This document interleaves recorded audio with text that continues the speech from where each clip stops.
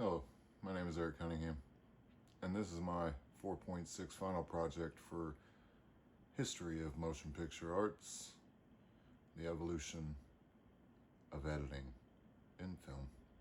Let's go. First, we start with editing is a process of cutting and assembling segments of film to create a story. In 1890, the kinetograph was invented, which was the first moving image device. It was invented by the Lumiere brothers and later became known as cinematograph. In this process, the film rolls were cut and rearranged using the cutting and sticking method, which was the beginning of the editing process. In the short film The Great Train Robbery, in 1903, they took the editing a little deeper by adding elements of detailed narration and adopting a form of editing that was more progressive. They did this by using a machine known as the splicing machine.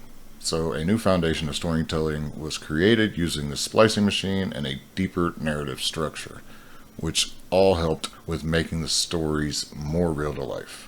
The next change came from a Russian filmmaker in the early 20th century, and this step is called the Kuleshov effect, which basically means he used sequential shots to endorse an emotional process from the audience.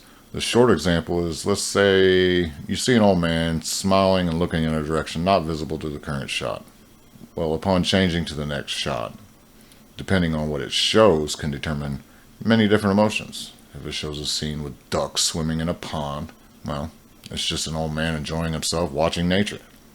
If it reveals 15 dead people lying on the ground, riddled with bullet holes all over them, and a machine gun at the old man's feet, then you're probably thinking he's got some issues that he needs to talk to somebody about. This editing style brought human psychology in its most basic form to the film editing process.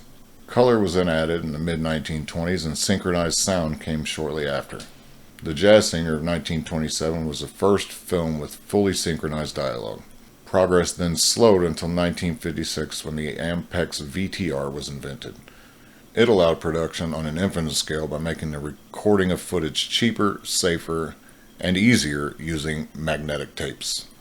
That, in turn, laid the foundation for the CMX system for editors. The CMX system allowed groundbreaking editing abilities and was established in the early 1970s.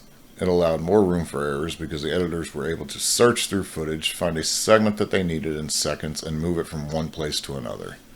In 1985, a company called Quantel released the Harry, which was the first all-digital editing and effect composition system. In 1987, Avid Technology created a program called Avid. It was initially developed for Macintosh, which later integrated into the Windows program. The program was user-friendly and won the hearts of many editors. Then, in 1981, Adobe created Premiere to allow average people to edit their own videos at home.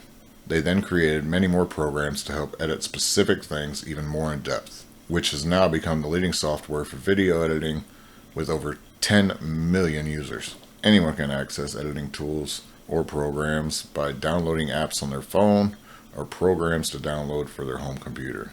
Then, through YouTube Learning, anyone can edit films these days.